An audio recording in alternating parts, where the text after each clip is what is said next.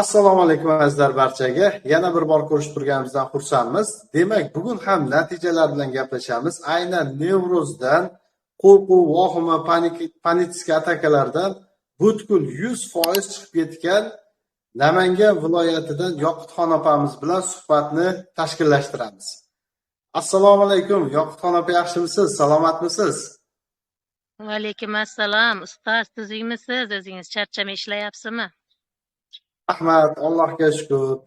Endi bugun bir samimiy suhbat qilaylikki, aynan Nevrozdan qiynalib yurgan o'sha har xil simptomlar bo'ladi, qo'rquv kuchli bo'ladi, miyadan ketmaydigan yopishqoq xayollar bo'ladi.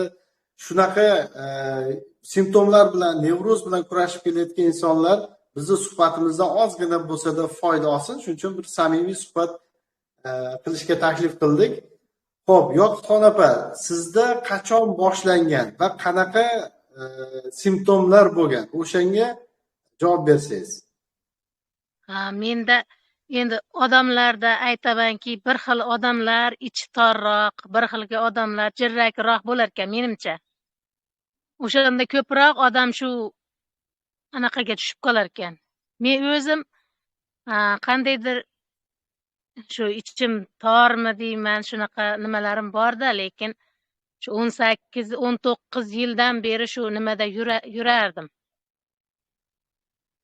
Demak, 19 yildan beri mana shu qo'rquv, vahimalar bilan kurashib kelgansiz, to'g'rimi?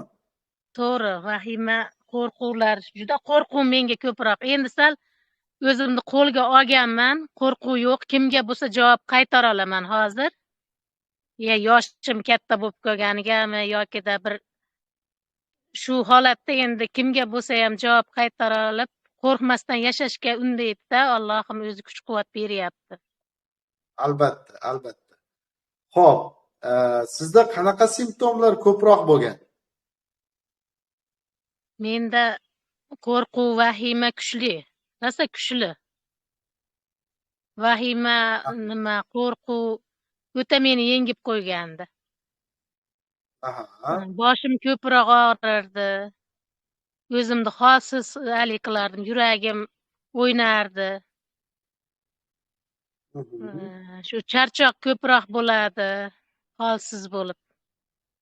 Shu darrov asabiylashib ketardim. Doktorlarga borganmisiz?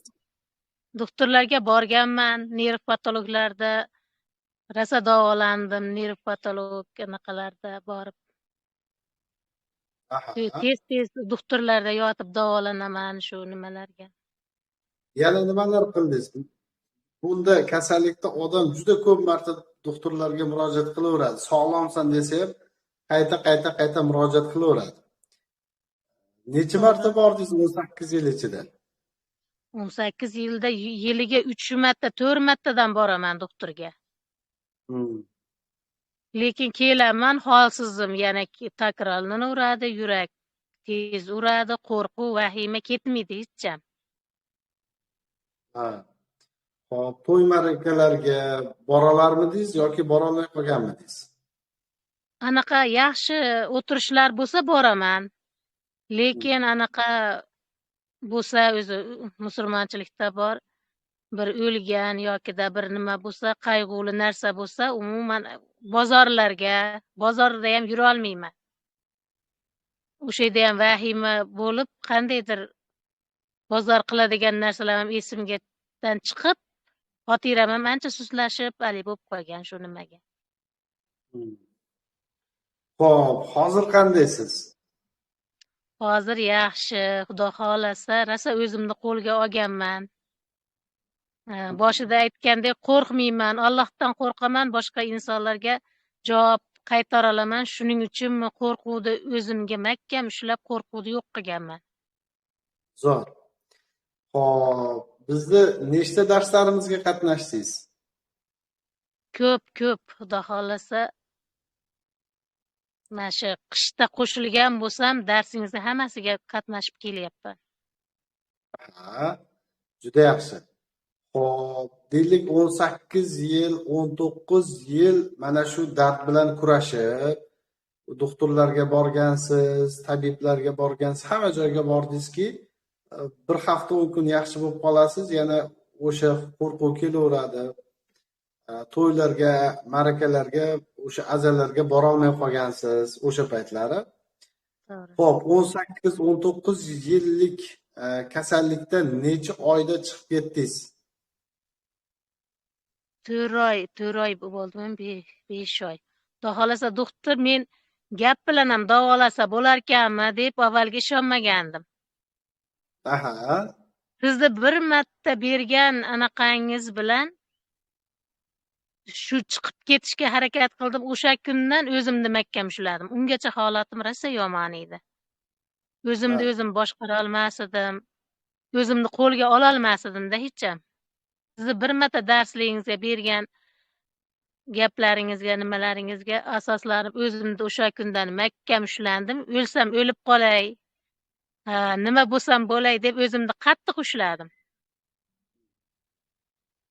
Menga agar birov bir narsa desa, shu yotib olib, 2-3 kun o'shani o'ylab diqqat olardim. Yo'q, hozir javobban, xudo xolasa hech bir anaqa yo'q o'zimda. ha, yaxshi. Konsultatsiya olganmidingiz yo darslarimizga qatnashdingizmi to'g'ridan-to'g'ri? To'g'ridan-to'g'ri darsingizda qatnashdim. O'zingiz ancha motivatsiya berdingiz, undan tashqari ham. Shularga asoslanib yaxshi bo'ldim, xudo xolasa yaxshiman deb ayta olaman. Darslaringizda qatnashdim. O'zingizdan alohida dars ham oldim. Bir marta o'zi bergan qattiq anaqangiz bilan xudo xolasa yaxshi bo'lib ketdi. O'zi bir martada inson tushunib yesa, miyasiga olsa, shunga harakat qilsa, bo'lar ekan bu narsa. Endi nima deydi? Ya'ni ukollarni oldim, yaxshiman deb tuzalsa yaxshi bo'ladi deydi-yu, shunga qaraganda sizning gapingizda o'zimga oldim, gaplardan ham tuzalsa bo'lar ekan deb o'zimga kunlik dars qilib qo'ydimmi buni? Shunaqa narsalar bilan chiqib ketdim, xudo xolasa tez chiqdim. Juda yaxshi. Albatta 4 oy yaxshi natija. Chunki odamlar ba'zilar 8 oyda, ba'zilar 1 yilda, yillar davomida bu kasallik bilan kurashib chiqadi. O'zi doim aytamanki, insonni niyatiga bog'liq. Ya'ni men albatta tuzalaman desa, bemalol tuzala oladi. O'zi aslida bu kasallik shunaqa kasallikki, insonni tanasida hech qanaqa kasallik yo'q, faqat insonni o'sha fikrlarida bo'ladi. Ya'ni biz fikrlarimizni to'g'rilasak, bo'ldi. Tanamizdagi barcha simptomlar, o'sha yurak tez urishi bo'ladimi, tomoqda tiqilishlar bo'ladimi yoki bo'lmasa bosh aylanganday, quloqda shum, qizib ketish, terlab ketish, hammasi butkul qo'yib yuboradi. Bu bamisoli zanjirga o'xshaydi. Ya'ni insonni fikrlaridan kelib chiqadi bu narsa. O'zimiz chaqira olamiz. Va biz fikrlarimizni to'g'rilash orqali bu narsadan butkul qutulishimiz mumkin bo'ladi. Bizni eshitib turganlarga yana qanaqa tavsiyalaringiz bor? Eshitib turganlarga, barcha insonlarga avvalo o'zini qo'lga olib yashashni bilish kerak ekan inson. Mana shu nima deydi, o'zingiz boshqarmasangiz hayotda qoqilarkansiz, shunaqa kasalliklarga uchrarkansizda. Odam avvalo o'sha o'ziga reja tuzib, mana sizdaka insonlardan rahmat kattakan, Alloh rozi bo'lsin sizdan. Men sizdan rosa katta motivatsiya oldim. Xudo xolasa aytganlaringizni qilib tez chiqib ketdim. Endi yoshim kattaligi uchunmi tez qabul qildim. Rahmat. Xudo xolasa hammaga tavsiya qilaman. Avvalo o'zini boshqarib, o'zini qo'lga olish kerak ekan inson. Keyin bu narsadan chiqib ketmasa, yana boshqa hayollarga kesda chiqib ketish rosa qiyin bo'lar ekan. Men xudo xolasa chiqib ketdim. Yashang. Yoqutxon opa juda ko'pchilik aytadi, meniki 10 yil deydi, meniki 15 yil deydi. 18 yil, 19 yillik kasallikdan ham qutulsa bo'lar ekanmi? Albatta qutulsa bo'lar ekan. Aytyapman, avval o'zini odam boshqarish kerak. mahkam qo'lga ushlash kerak.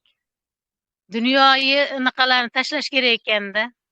G'amlarni, tashvishlarni, o'ziga kelgan anaqalarni miyaga kiritmaslik kerak ekan birinchi o'rinda.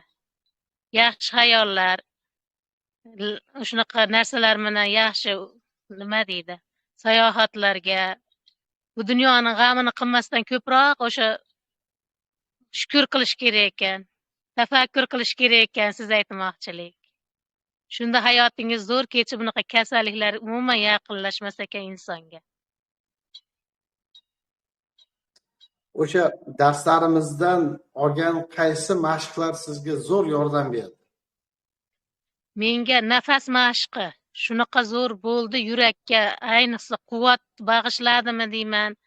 Nafas mashqi, tafakkur ko'proq, tafakkur qilish ko'proq, shular ikkalasi juda zo'r yordam berdi menga. Xo'p, Shulardan. siz o'sha dorilar bilan sog'aydingizmi yoki faqat o'sha dars so'zlar bilan sog'aydingizmi? So'zlar bilan sog'aydim, Xudoga shukr. So'zlarga ham endi qanday deysam bo'larkan? Haligi o'zingni qo'lga ol, o'tib ketadi yokida shunaqa bo'ladi degan so'zlar haligi emas ekan. Sizni bergan mana mashqlaringiz, gaplaringiz shunaqa odamni miyasiga quyilib, shunaqa motivatsiya zo'r berilar ekan. Endi o'qigansiz, Alloh gapingizni hali qilib gapirasiz, topib, miyaga quyarkansiz, Xudoga shukr. Shu miyani ochib turib quyib qo'ydingiz degan naqada bo'ldimda men. Shunday joylanib qoldi-yu.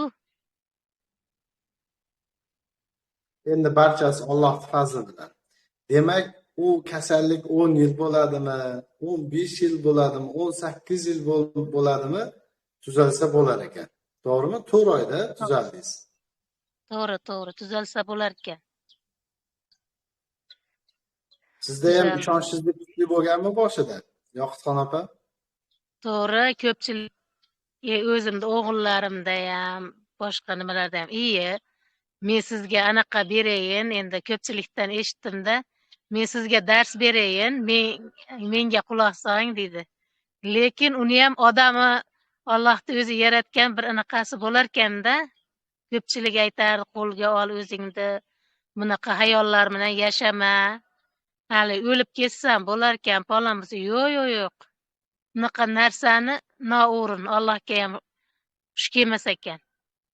Endi darsda ham bilgan odamga mana gap bilan davolanam deb qancha insonlar gapini olmaysizda, baribir gapirganmi shunchaki gapirdi-da, qo'ydi-da deysiz.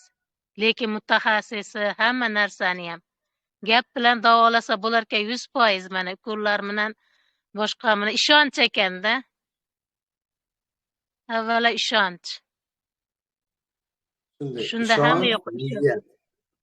Ishondim, keyin sizga hamma dardimni aytdim, Xudo xolasa chiqib ketdim shu narsalardan mana.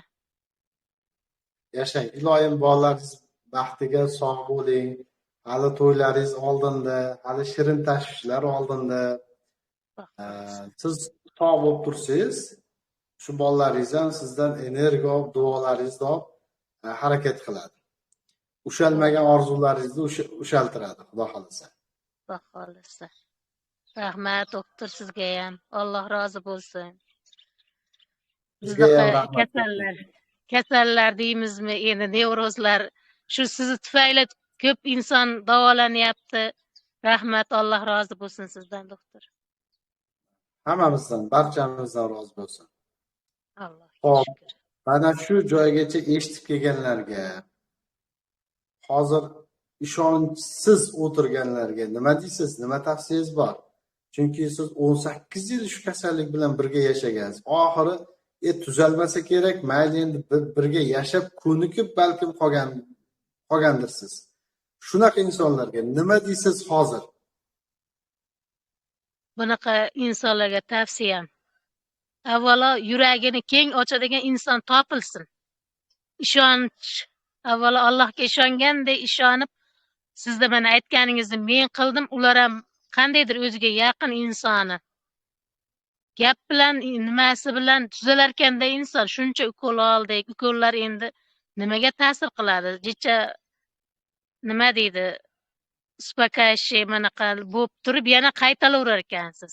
Bu gap miyangizga quyib olganingizdan keyin bunga nima deydi? Amal qilishingiz kerak ekan qattiq.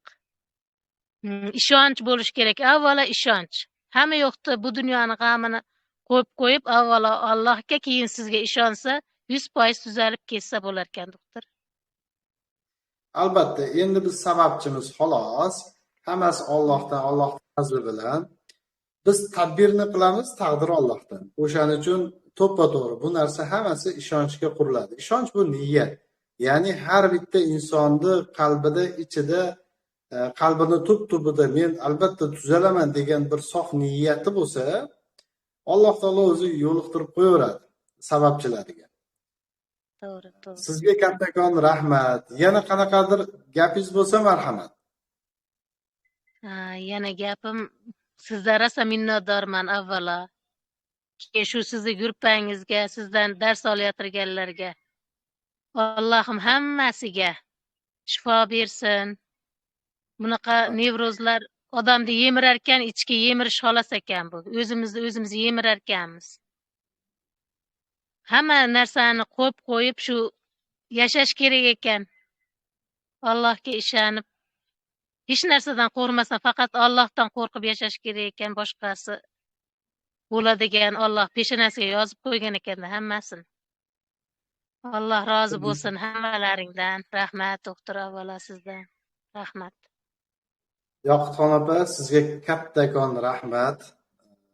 Bolalaringizni baxtiga sog' salomat bo'ling. Iloyim, yomonlik ko'rmang, bunaqa kasal bo'lmang. Faqat energiya bo'lib, faqat oldinga harakat qilaveramiz. Bo'ldi, rahmat. Onamda bir zo'r gaplari bor-da. Yiqildingmi, g'oz turguni olg'a bos deydi. Yiqildingmi, g'oz turguni olg'a bos. Nimaga desa, yangi chashmani topmoq uchun deydi. Shu odamni mana shu gaplaridan juda ko'p motivatsiya olaman o'zim. O'shaning uchun sizga ham shu gap. Ya'ni bizni ko'rib turganlarga ham qanaqadir muammoga uchradingizmi, turingda harakat qiling. Turing, harakat qiling. Chunki Alloh taolo bizni harakatga buyurgan. Xo'p, rahmat kattakon sizga. Azizlar, qadrdonlar, bu nevroz shunaqa kasallikki insonning fikrlarida bo'ladi xolos. Tanamizda hech qanaqangi kasallik yo'q. Bo'lishi mumkin simptomlar. Bu yurak tez urib ketishi, tomoqda tiqilishlar hammasi qizib ketish bo'ladimi, sovib ketish bo'ladimi? Bularning barchasi vegetativ simptomlar xolos. Ya'ni bu simptomlar o'zi aslida tabiiy. Ya'ni haqiqatdan qo'rqqanligimizda yoki jismoniy mehnat qilganimizda, jismoniy harakat qilganimizda bo'ladigan holat. Masalan, 3 kilometrga yugursangiz yuragingiz tez urib ketadi-ku, to'g'rimi? Tabiiy. Ya'ni unda biz o'zimizni kasal deb o'ylamaymiz. Chunki sportchiniki ham tez uradi, sizniki ham, meniki ham, hammaniki 3 kilometr yugurgandan keyin tez uradi. O'sha simptomlar bizni xotirjam holatimizga ko'chib qolgan. Shuning uchun qadrdonlar, azizlar, bu nevroz shunchaki o'tib ketmaydi. Bizda xalqimizda shunaqa bir noto'g'ri tushuncha borki, o'z-o'zidan o'tib ketadi degan narsa bor. Yo'q, bu nevroz ayniqsa o'tib ketmaydi. Buning uchun biz o'zimizda ustimizda ishlashimiz kerak, harakat qilishimiz kerak, bilim olishimiz kerak.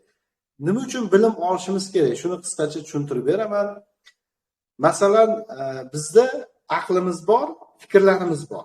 Sog'lom odamda aqli fikrlarida ustunlik qiladi. Bir kunda bitta insonni miyasiga 60 mingdan 70 mingtagacha fikr keladi. Uni aksar qismi negativ bo'ladi.